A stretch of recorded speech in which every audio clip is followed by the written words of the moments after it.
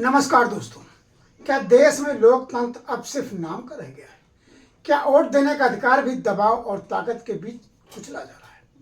कोलकाता से अखिलेश यादव ने भाजपा और चुनाव आयोग पर ऐसा हमला बोला जिसने देश की राजनीति में नया तूफान ला दिया है।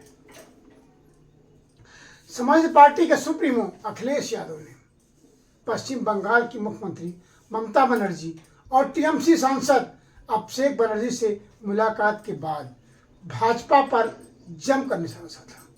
उन्होंने कहा, जब उत्तर प्रदेश में बाई इलेक्शन हुआ था तब फोर्स लगाकर लोगों का वोट रोका गया था और अब बंगाल में लोकतंत्र को खत्म करने का रास्ता निकाला गया है। चुनाव हम सब ने देखा और चुनाव को बहुत करीब से मैं इसलिए देख रहा था क्योंकि जिस तरीके से बंगाल का चुनाव होने जा रहा था और जो भाषा, जो व्यवहार भारतीय जनता पार्टी का था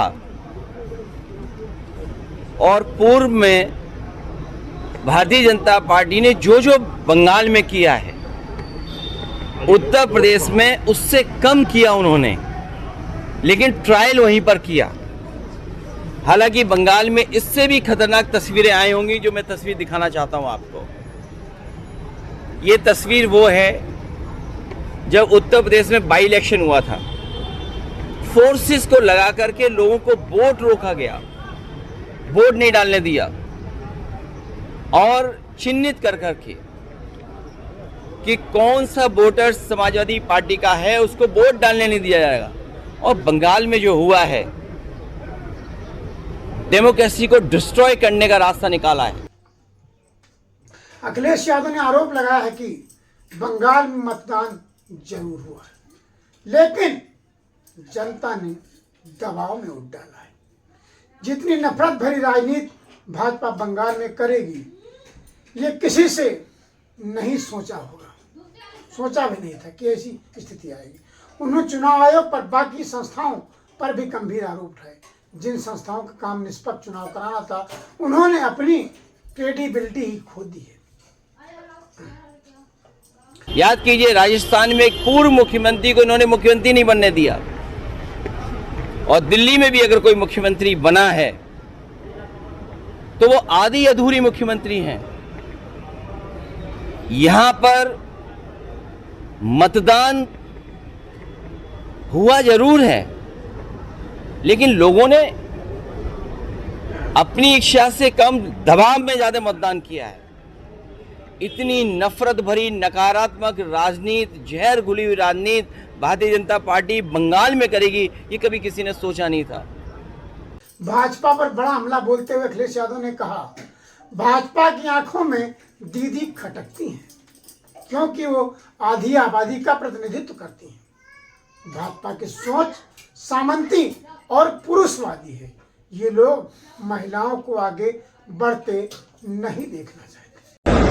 भारतीय जनता पार्टी की आंखों में दीदी खटकती हैं इसलिए क्योंकि वो आधी आबादी का प्रतिनिधित्व करती है। भारतीय जनता पार्टी सामंती सोच की है। इनके संगी साथी पुरुषवादी लोग हैं। ये कभी भी नारी को और महिला को बढ़ते हुए नहीं देख सकते।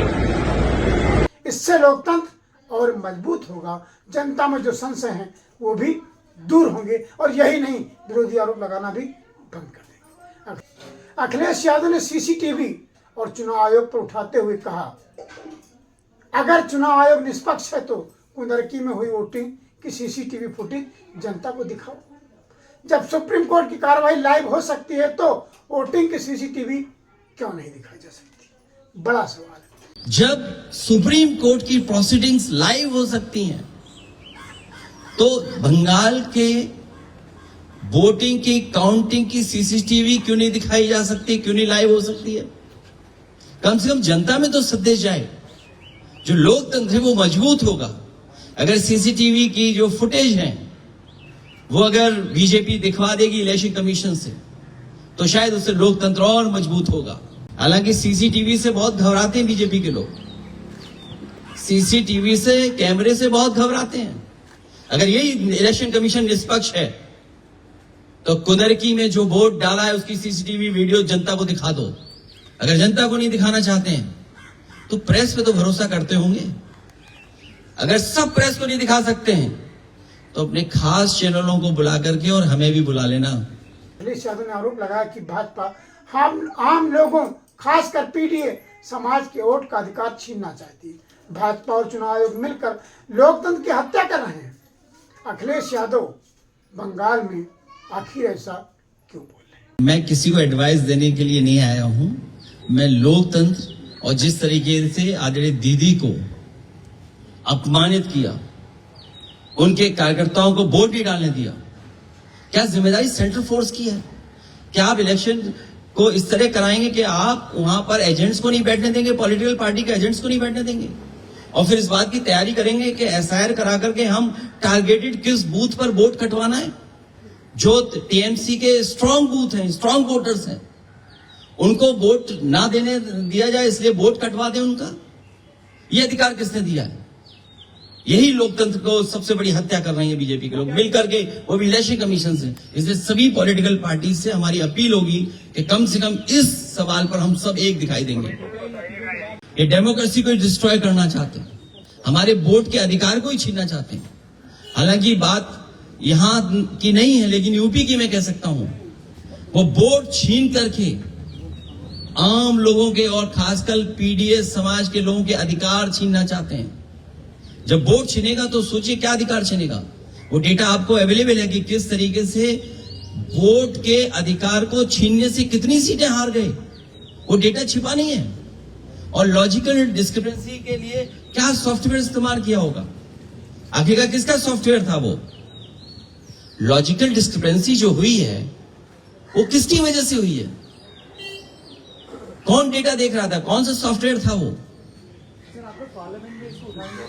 पार्लियामेंट में तो अब सवाल यह है, क्या देश को लोकतांत्रिक संस्थाएं वाकई निष्पक्ष हैं? क्या चुनाव में जनता का भरोसा कमजोर हो रहा है? और क्या 2027 में उत्तर प्रदेश की जनता इसका जवाब देगी? अपनी राय कमेंट्स में जरूर बताइए और राजनीति की हर बड़ी खबर के लिए चैनल को सब्सक्राइब करना बिल्कुल मत भूलिएगा। आपके कमेंट्स हमारे हौसला अफजाई करेंगे और हम चाहेंगे आप कमेंट्स कर बताएं कि मेरी खबरें आपको कैसी लग रही।